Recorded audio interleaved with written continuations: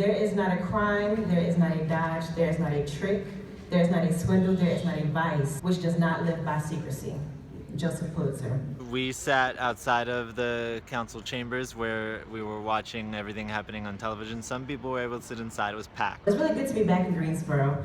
I used to live here about 5 years ago. I was trained here as a student and organizer of both A&T and Beloved Community Center, and I'm really encouraged by the student activism. It was amazing. Most of them are college students. Even though at times I have may not agree with all of your actions on council, I believe that in this season of accountability, your efforts have been nothing short of courageous, and I want to say thank you.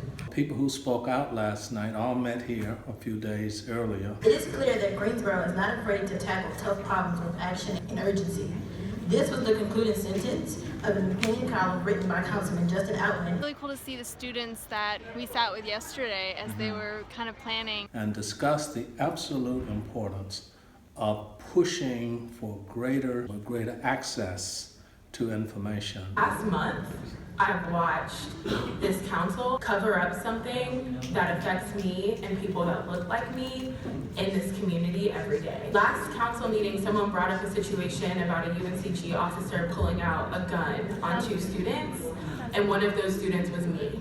I'm a student at North Carolina A&T, but have also had similar interactions with Greensboro Police Department. Some friends of mine have had interactions that have been incredibly violent at A&T. And we have seen it time and time again. That do degrade us in the process of trying to criminalize us. Brief version of 1969, the central issue was the absolute refusal of the school board, which was all white at the time, to allow a young black man because they deemed him too militant. He was part of an organization that his parents helped create called Youth for the Unity of a Black Society, and they felt that that kind of name was inciting and dangerous. Stemming back to 1979 with the Greensboro Massacre. Led to protests, and that led to the community installing him as the president.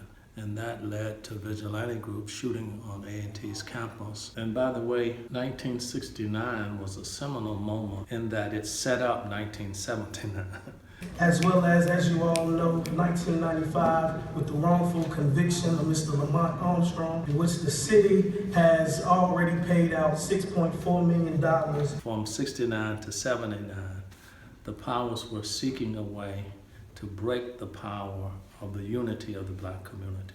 At the very first Trump rally that was here, I had my chest touched and pushed back while I was still walking on the sidewalk. $50,000 to the Scales brothers, in which the same officer who abused the Scales brothers was allowed to continue his employment here in the Greensboro Police Department, only to brutalize and to beat another black man, Mr. Dejuan Yourse. And other folks who were gradually trying to get on the street and get away from counter-protesters that were met with violence and pushed and dragged around and teeth broken. It's really frightening to even think back on it. So just wanting to uplift past situations. But the National Guard came in, shot up the campus, killed one person, Willie Ernest Grimes. Because it's violent being a black person in Greensboro, as well as being a queer person, a gender non-conforming person who is continuously misgendered, and then inappropriately touched without permission by the same police department. I find a great concern with even being here. Like you just did in this very meeting, you got caught up in the wording and not the actions that should be taken to prevent the situation from happening in the future.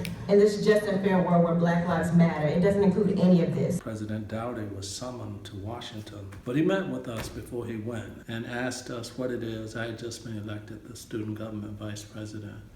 We thought he should say, Imagine a safe and just accountable world. And I was very proud of President Dowdy. What's around you? What exists in a safe and just accountable world? What does it look like? I think the action last night at the city council meeting Were there unaccountable police officer city officials? resulted from the community making a powerful push. Was there exorbitant funding and resources going to increasing police or secret meetings? 30-minute long tangents when voting for resolutions just to affirm the dignity of folks and against hate speech, Mr. Wilkins. The city council persons that we elected deserve to have the information about the police and its conduct. The fact that this council is covering up something that is police related and something that affects me is gross. Being at a school that I love and that's given me so much pride and understanding of my capacity as an individual, I can't continue to thrive in an environment where I'm met with violence every single day. For your website, Councilman Outland, you said you wanted to hear from us so that you can better serve our community. A part of serving your community is to be proactive and not reactive. Understanding that specifically in my district, I believe I'm in your district, Councilwoman Nancy Hoffman, Glenwood community is being pushed out by the university there to make space for more student housing.